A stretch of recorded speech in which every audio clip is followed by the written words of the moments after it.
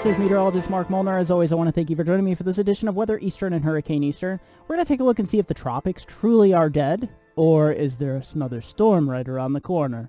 Also, we're going to take a look at North American weather, see if this warm spell in the east that's happening again is destined to last, or if we're going to see the proverbial falling off the cliff of temperatures, which I often refer to this time of year. We'll break it all down for you, see what the future holds. As far as patterns are concerned, I am working on my 2021-2022 winter weather outlook. I'll have that out shortly, trying to get as much information in that and get that out the door as quick as possible. As always, there's timestamps down below. If you wish to skip ahead, don't forget to subscribe, hit the bell button, and hit the like button. Question or comment down below. Let's get right into it. And we're taking a look at the tropics here. There is not much to talk about at the moment. We have that feature, of course, in the Western Caribbean here. A lot of wind shear into the Gulf and off the U.S. East Coast, so that's kind of protecting us from the rest of the tropics. Intertropical convergence zone, we'll begin to continue to watch at this time of year, but as of right now, there doesn't seem to be anything of development. Let's get into the satellite. And taking a look at the Gulf of Mexico here, I wanted to point out something to you. Here in the central Gulf of Mexico, you see these thunderstorm complexes. Notice how that's different here than it is down here in the Caribbean, Western Caribbean. These thunderstorms are able to flourish. These ones the tops are being literally sheared right off the top here. Vertical wind shear. It's a very hostile environment, so I don't see anything developing in the Gulf. If something were to develop down here in the Caribbean and head towards the north, it would literally get sheared to pieces here. Vertical wind shear is a tropical system's worst enemy. So there you have it. I don't see anything of as developing down here, but these thunderstorms this time of year, you have to watch for persistent areas. Water vapor satellite loop, lots of dry air here off the east coast of the U.S., also out here north of the Intertropical Convergence Zone. But look at Intertropical Convergence Zone and the Western Caribbean, even the Gulf, very moist. We'll have to continue to watch these areas. And here we have, there it is, Intertropical Convergence Zone. Not much really to talk about at the moment. All right, let's take a look at the tropics here. Taking a look at the tropical Atlantic, we have ourselves a trough here in the northeast North America, high pressure across the southeast United States into the Gulf of Mexico, and another big high controlling out here in the Atlantic.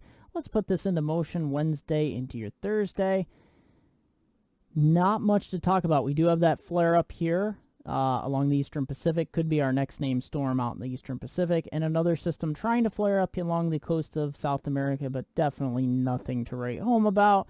And we get in towards the weekend, Sunday, definitely an intensifying system according to the GFS along the coast of Mexico here. Look at this ridge. We are going to talk about this ridge coming up here in a minute or two in my video about all these high temperatures along this ridge.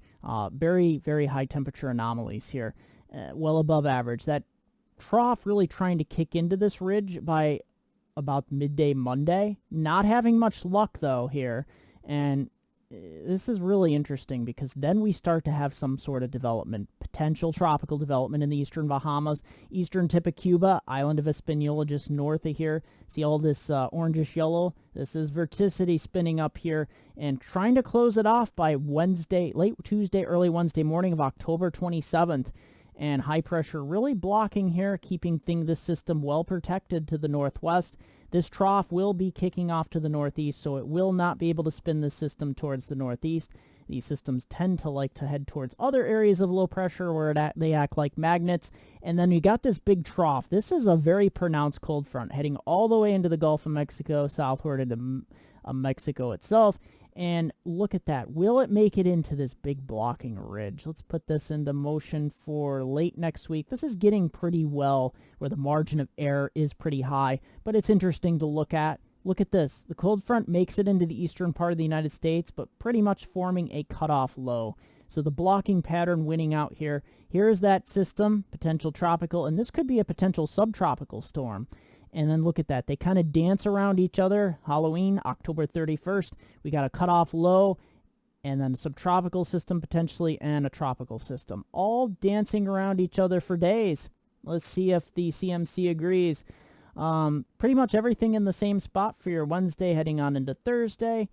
Trough along, a little bit of a trough here in along the east kicking in. System trying to form out in the eastern Pacific and along the coast of South America, but nothing really potentially harmful here until, let's see, we don't see anything in the Atlantic. Look at this big low, this big system forming in the central part of the United States Tuesday into Wednesday.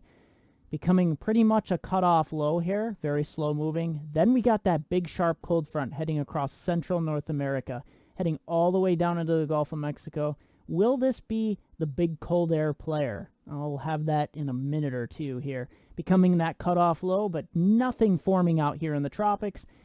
Here's the Euro, King Euro. Let's see what King Euro has to say about this. Well, pretty much everything in the same spots. We head on into Wednesday and Thursday. There's that area of low pressure in the eastern Pacific, potentially our next named storm, but the Euro has it heading more out to sea instead of slamming into Mexico like the GFS. High pressure really in control across the Atlantic, keeping things nice. Don't really see anything. Look at the Euro. You can really see that front pushing through here by Wednesday, October 27th. A little bit faster than the other models, too. It does manage to make it to the ridge, pushing the ridge out just slightly, but it does wash it out. Look at that. So we do have a little bit of trophiness according to the Euro. There we go. Thanks to tropicaltidbits.com here. Let's take a look at the models. All right, let's take a look at the GFS, see if we can make sense of why things are so warm along the East Coast, even though it's been a negative NAO index for literally 3 weeks plus here. So let's take a look. High pressure system developed, or pretty much staying put here across the southeast part of the United States.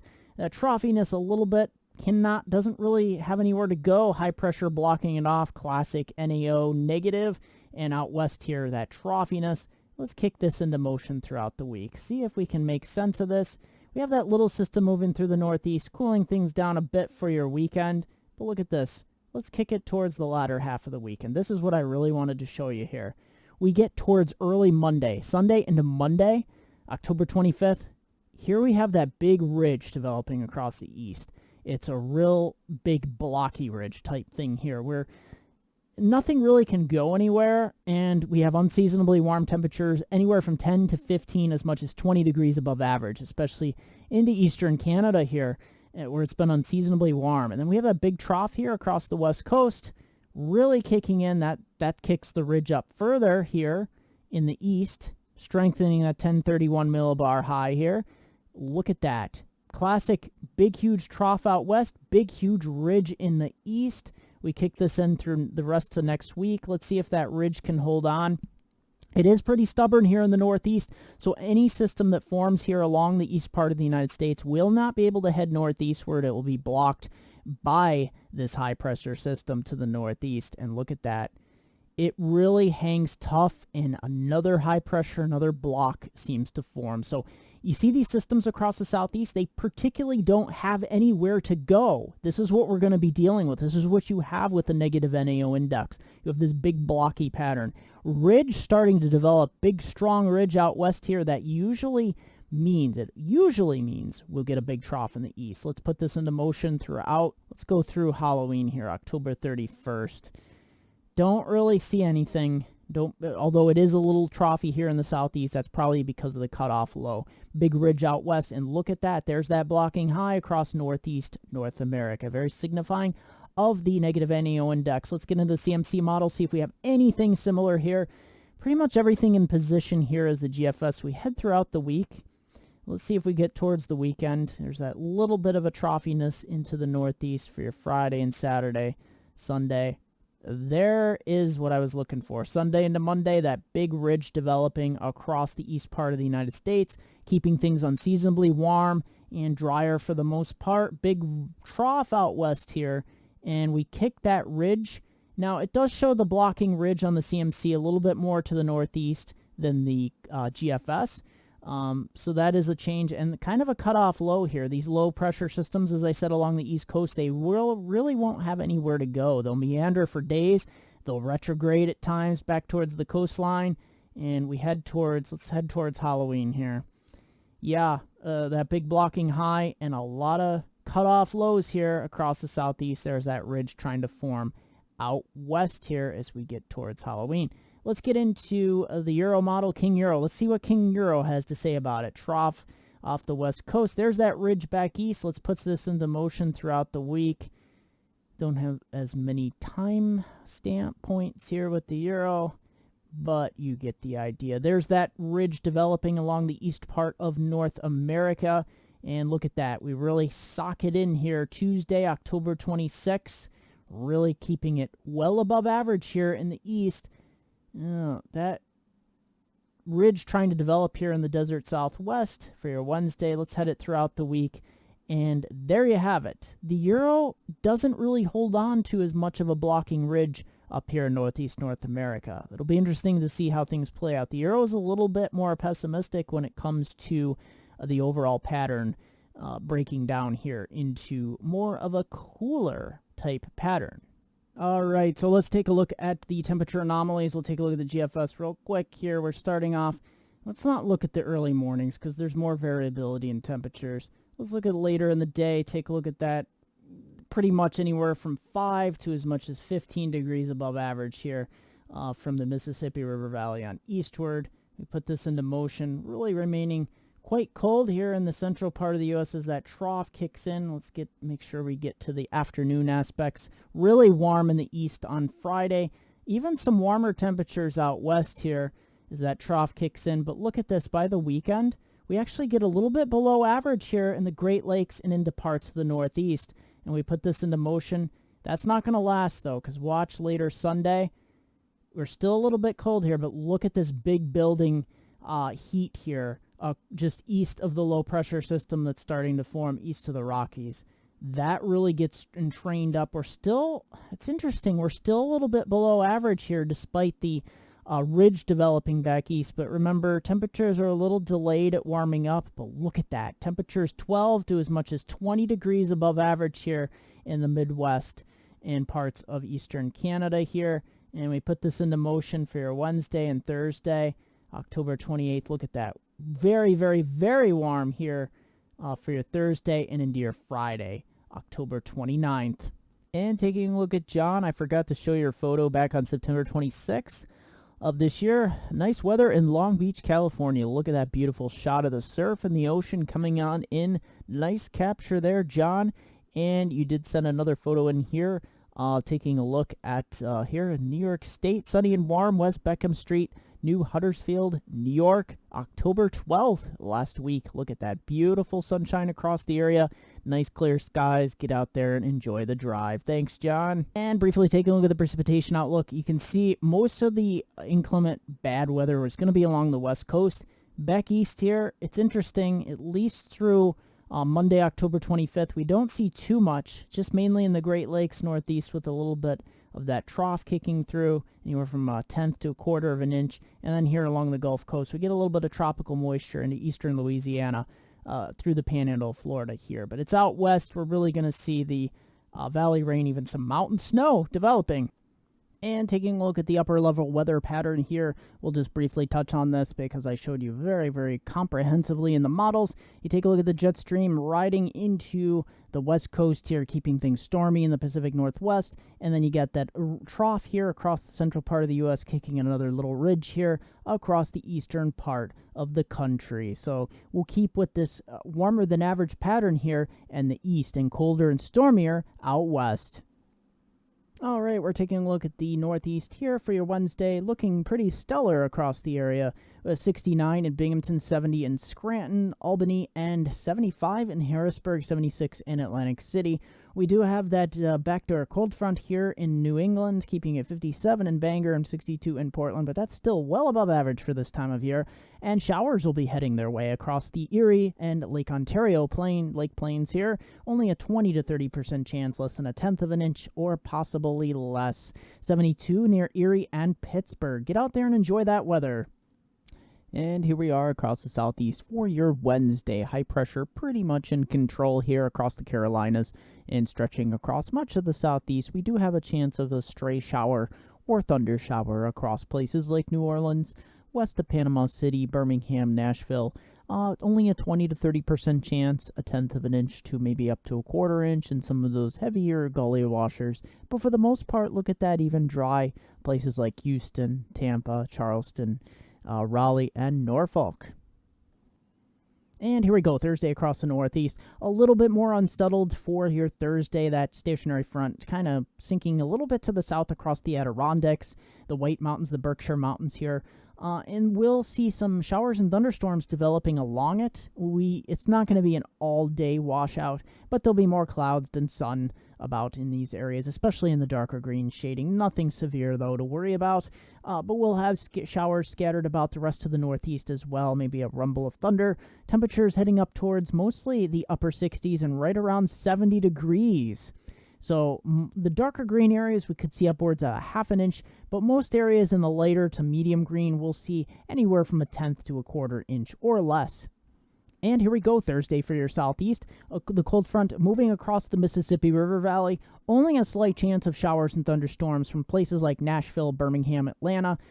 Most of these areas will see a tenth of an inch or less, but maybe in some of those gully washers upwards of a half to 3/4 of an inch. Those will be isolated, however. Temperatures are a little bit downward, though, even ahead of the cold front. 74 in Atlanta, 76 in Birmingham. 90 nice and hot, though, in Tampa, 87 in Miami, 90 in Houston, and 83 in New Orleans. And look at this. Wow. This is like dueling cold fronts here. We have the cold front across the East Coast, ushering in a first shot of cooler air, and then you got another cold front developing or pushing through the eastern Great Lakes. And look at this. You can see the first cold front tumbling temperatures down into the 60s, places like New York City, Concord, Portland, Bangor, Maine, and Burlington, Vermont here. But look at this, back towards the west here, only double nickels here in Binghamton, 55, 56 in Buffalo, 58 in Erie, even 66 in Harrisburg. So scattered showers developing across western New York, parts of central and western Pennsylvania as well. Most of these will be more lake-enhanced variety. We still have those warm Great Lakes and that cooler temperatures heading across the Great Lakes. But some of these will be enhanced by the front as well. Not looking at a big washout, though, a tenth of an inch or less. And across the southeast, there is that slow-moving pattern that I was talking about on the models, the upper-level models. The low pressure developing along just east of Nashville here. Nashville down to 71, look at that. Coolest temperature I've seen in Nashville in quite a while.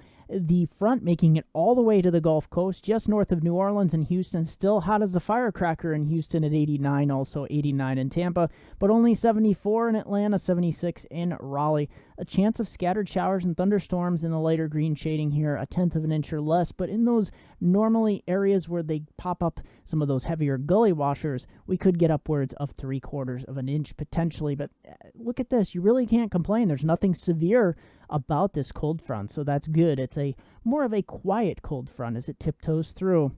And here it is, Saturday across the northeast. That almost looks like a nor'easter developing off the northeast coast, doesn't it? I assure you, breathe a sigh of relief that it's for those of you that aren't ready for that, it's not really. It's just an area of low pressure quickly moving out, forming a little bit along the stationary front here, but nothing major to speak of. We will have another low pressure hanging back across western New York that will keep things inclement, enhancing some lake effect moisture as well. So we'll hold those temperatures down into the mid-50s. Places like Binghamton, Syracuse, Buffalo, Albany, Concord, over towards Burlington, and even towards D.C. will managed to make it to 70 degrees. I haven't seen D.C. this cool in quite a while. 68 in Atlantic City, only 62 in New York City, but that's still about average for this time of year, so not too bad. Sunshine will kick out between the raindrops. All right, and for your Saturday across the southeast, high pressure kicking off to the northeast here, and also we'll have another warm front developing across the mid-Mississippi River Valley here, and that will bring some showers and thunderstorms to parts of Arkansas, western Tennessee, but most of the southeast will be dry until you get into South Florida, that stalled stationary front developing or stalling out here across the eastern Gulf of Mexico and off the east coast. Stray shower or thunderstorm in South Florida you're so used to at this time of year. It'll probably just seem like another walk in the park here. But mostly temperatures will be in the mid to upper 80s along the Gulf Coast and near 90 across South Florida. And then you get up into parts of Alabama, Georgia. We're starting to creep towards 80 in a lot of these areas. And taking a look at my extended outlook for my hometown viewers, Binghamton to Scranton's upper Susquehanna region of upstate New York and in northeast Pennsylvania. Takes us from Wednesday through Sunday, still above average. Even the colder temperatures here We start off ahead of the front here on Wednesday, sunny and 69, low 44. But look at this. Overnight lows are still a bit above average as well. Thursday, we get maybe that cold front approaching from the west with a chance of showers, potentially 20 to 30% chance, up to 1/10 of an inch or less. So not a widespread heavy rain, just some scattered about with that front that moves through Thursday evening into Friday. Temperatures only making it to the mid-50s on Friday, Saturday, and Sunday. We will have more clouds than sun on Friday and Saturday, a chance of maybe some lake effect showers coming off of the Finger Lakes and Lake Ontario for your Saturday. And look at that, by Sunday morning, for you allergy sufferers such as myself, we could be getting down to 33, a potential frost. As always, thank you for joining me for this edition of Weather Eastern and Hurricane Eastern. Don't forget to like my Facebook page. It's also MeteoMark. It's also Weather Northeastern and Hurricane Northeastern. It's Twitter and Weather Eastern. And don't forget, subscribe if you haven't. Hit the like button. Also, question or comment down below.